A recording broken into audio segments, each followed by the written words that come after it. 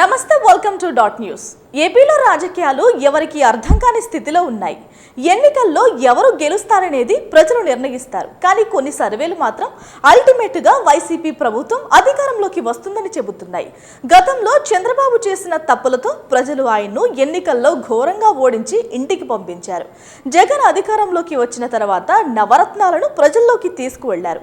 అర్హులైన ప్రతి ఇంటిలో ప్రతి ఒక్కరికి సంక్షేమం చేరేలా సీఎం జగన్ ముందుకు వెళ్లారు.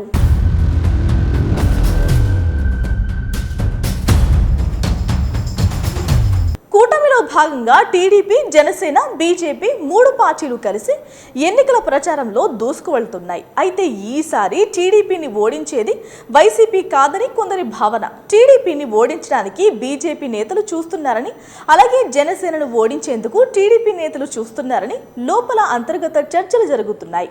కొందరు అసంతృప్తులతో తమ కూటమి నేతలను ఓడించాలని గట్టిగా చూస్తున్నారు.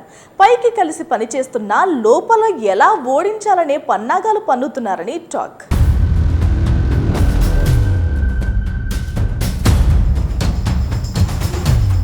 ఏపీలో ఎన్నికల్లో కుల సమీకరణలు కీలక పాత్ర పోషించనున్నాయి. ఇక్కడ ఎవరు గెలుస్తారనే దానికంటే ఎవరిని ఓడిస్తారనేది చర్చ జరుగుతోంది.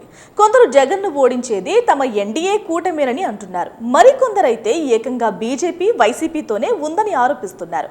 కూటమిలో భాగంగా బీజేపీ, టీడీపీ కలిసి ఉన్న అంతర్గతంగా వైసీపీకే సపోర్టు చేస్తుందని తెలుగు తమ్ముళ్లు చెవులు కొరుక్కుంటున్నాయి.